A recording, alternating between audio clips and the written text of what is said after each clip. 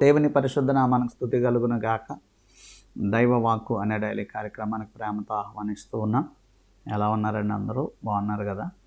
ప్రతిరోజు ఈ వాక్యాలు వినడం ద్వారా మీరు బలపరచబడుతున్నారని మేము నమ్ముతున్నాం. అనేక మందికి వాక్యాలు షేర్ చేయండి, సబ్స్క్రైబ్ చేయండి. మరి ఈ యొక్క పరిచర్యను మీరు కూడా ప్రోత్సహించి పాలిభాగస్తులు కావాలని ప్రభువు పేట మనవి చేస్తున్నా. మీ ప్రార్థన విన్నపాలు తెలియపరచండి. మీ కొరకు మేము తప్పకుండా ప్రార్థన చేస్తాం. ఈరోజు వాక్యం నిమిత్తం పరిశుద్ధ గ్రంథంలోంచి ఎఫెసీయులకు రాసిన పత్రిక 3వ అధ్యాయం 15, 18 అంటే 15 నుంచి 18 ఒకటే వచనంగా కనబడుతుంది కనుక ఆ వచనాన్ని మనం చదువుకుందాం. మీరు అంతరంగ పురుషుని యందు శక్తి కలిగి ఆయన ఆత్మ వలన బలపరచబడినట్లుగాను క్రీస్తు మీ హృదయములలో విశ్వాసము ద్వారా నివసించినట్లుగాను తన మహిమైశ్వర్యము చొప్పున మీకు దయచేయవలననియు మీరు దేవుని సంపూర్ణత యందు పూర్ణులగునట్లుగా ప్రేమ యందు వేరుపారి స్థిరపడి సమస్త పరిశుద్ధులతో కూడా దాని వెడల్పు, పొడుగు, లోతు, ఎత్తు ఎంతో గ్రహించుటకును జ్ఞానమునకు మించిన క్రీస్తు ప్రేమ తెలుసుకొనుటకు తగిన శక్తి గలవారు కావాలనని ప్రార్థించుచున్నాను. ఆమేన్. ఇక్కడ ఒక అద్భుతమైన మాట, మరి చాలా పెద్ద వచనం, అందులో ఒక మాట మీకు జ్ఞాపకం చేయాలని ఆశపడతాను. పౌలు గారు రాస్తా అంటున్నారు, విశ్వాసము ద్వారా క్రీస్తు మీ హృదయములలో నివసించున్నట్లుగా. క్రీస్తు మీ హృదయములలో విశ్వాసము ద్వారా నివసించినట్లుగా అంటే క్రీస్తు మన హృదయంలో నివసించున్నట్లుగా. ఎలా నివసిస్తారంట ఆయన? విశ్వాసము ద్వారా. అంటే విశ్వాసము ద్వారా ఆయన మీ హృదయంలో నివసిస్తాడంట. చాలామందికి అర్థం కాదు ప్రభువు మనలో నివసించడం. ఎలా నివసిస్తాడు? ఎలా అంటే నీకు విశ్వాసం ఉంటే ఆ విశ్వాసం ద్వారా ఆయనలో నీలో నివసిస్తాడంట. అందుకే వాక్యం చెప్తుంది, విశ్వాసం లేకుండా దేవుడికి ఇష్టుడై ఉండుట అసాధ్యము అని చెప్తా ఉంది వాక్యం. విశ్వాసం ద్వారా దేవుడికి ఇష్టలై ఉంటాం. విశ్వాసం ద్వారానే ఇది సాధ్యం. అంటే దేవునికి మనకున్న ఒక రిలేషన్, ఒక బంధం దేనితోటంటే విశ్వాసము ద్వారా.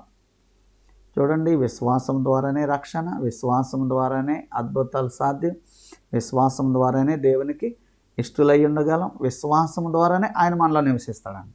అంటే ప్రతి వ్యక్తికి కావాల్సింది ఏంటంటే విశ్వాసం, గుండె నిండా విశ్వాసం. నా ప్రభువు నాతోనే ఉన్నాడు అనే విశ్వాసం ఉంటే ఆయన నీతోనే ఉంటాడు, ఆయన నీలోనే ఉంటాడు. ఆయన ప్రభు శక్తి నాలో ఉంది, నాలో ఉన్నవాడు గొప్పవాడు అని నువ్వు నమ్మాలి. నన్ను రక్షించుకున్నవాడు గొప్పవాడు అని నమ్మాలి.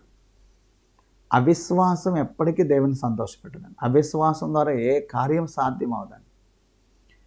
అవిశ్వాస పరులతో దేవుడు ఉండడు అన్నమాట. విశ్వాస వీరులు దేవునికి కావాలండి. విశ్వాసము ద్వారా క్రీస్తు మనలో నివసించున్నట్లుగా. ఆమె అబ్రహాము దేవుని నమ్మెను, అది అతనికి నీతిగా ఎంచబడెను అని ఉంది బైబిల్. అబ్రహాము నమ్మి విశ్వాసం ద్వారా అడుగులు వేశాడంట. ఎంత గొప్ప విషయం! ఆ విశ్వాసం నీలో పని చేయనగా. అంటే దేవుడు నీలో నాలో ఏం చూస్తున్నాడు? నీ హృదయంలోకి రావాలంటే ఆయనకి ఏం కావాలంటే విశ్వాసం కావాలి.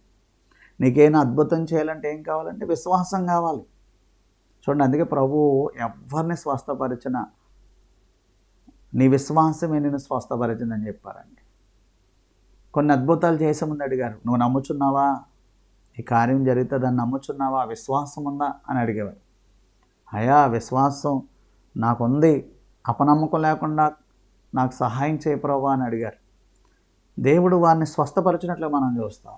ఈరోజు అవిశ్వాసము, అపనమ్మకమునకు మనం చోటు ఇవ్వకుండా విశ్వాసమే మనలో ఉండాలి. విశ్వాసం ఉంటే నీలో ప్రభువు ఉంటాడన్నమాట. అంటే ఈరోజు గమనించండి, మీలో ప్రభువు ఉన్నారు, ఎవరున్నారు?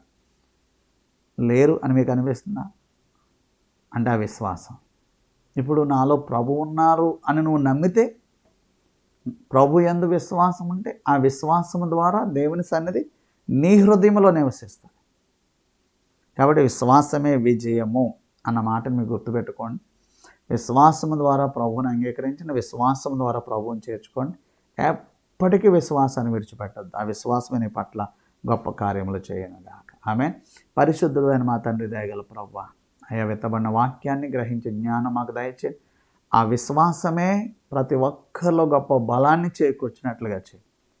ప్రతి ఒక్కరిని దీవించమని యేసు నామములో అడుగుచున్నాం మా పరమ తండ్రి. తండ్రి, కుమార, పరిశుద్ధాత్మ త్రియేక దేవుని కృప మీ అందరికీ తోడై కాపాడునుగాక. ఆమేన్. God bless you.